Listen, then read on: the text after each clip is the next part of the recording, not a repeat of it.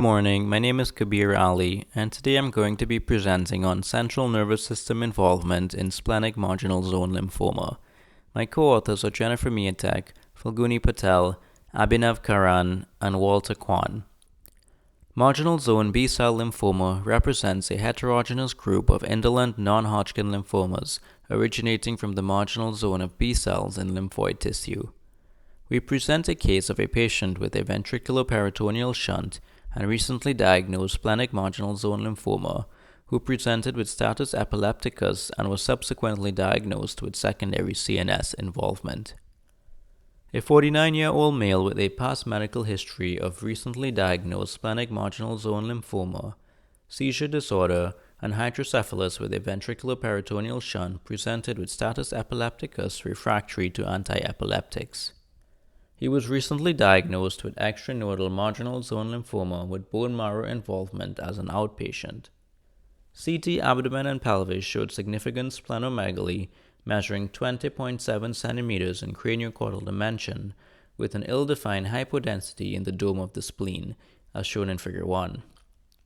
Peripheral flow cytometry showed mature B-cell lymphoma involving 68% of live cells. Peripheral blood smear showed evidence of villous lymphocytes. This is shown in Figure 2. Bone marrow evaluation confirmed mature B-cell lymphoma, which was CD20 positive, involving 70% of marrow cells. There was no overt increase in myeloblasts or plasma cells. An MRI brain without contrast revealed no acute changes, but stable chronic lateral ventricle dilatation and ventricular shunt placement. This is shown in Figure 3. A lumbar puncture revealed a glucose of 63 mg per deciliter and protein of 38 mg per deciliter. Cytology was significant for rare lymphocytes.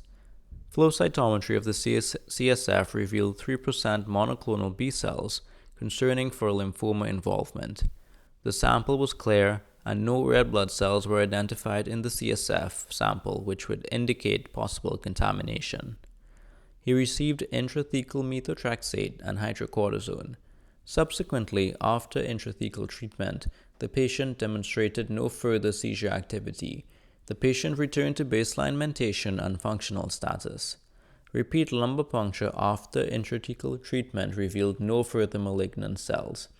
The patient was subsequently discharged with an outpatient treatment plan with rituximab 375 mg per meter squared for 4 doses. Figure 1 is a patient's CT abdomen pelvis, which shows significant splenomegaly, and the red arrow highlights the hypodense lesion in the patient's spleen. Figure 2 is the patient's peripheral blood smear on admission, highlighting a villous lymphocyte.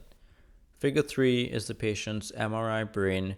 This image is shown in FLAIR sequence and shows stable ventricular dilatation and no evidence of leptomeningeal enhancement. Marginal zone lymphoma comprises only 5 to 17% of non-Hodgkin's lymphoma. CNS involvement in marginal zone lymphoma is uncommon and occurs in approximately 1 to 2% of cases. Despite its rarity, the incidence may be underestimated because it is asymptomatic or underrecognized.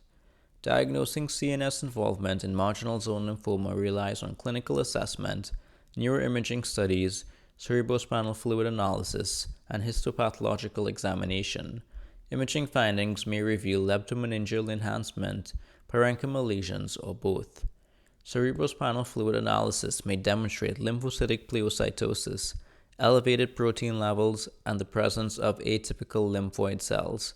In our case, the diagnosis was supported by monoclonal B cells within the cerebrospinal fluid.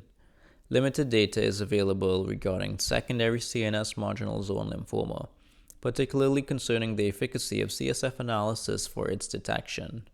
So in conclusion, due to the rarity of CNS involvement in splenic marginal zone lymphoma, it is imperative to report such cases, as there are currently no standardized guidelines on diagnosis or treatment. Thank you very much.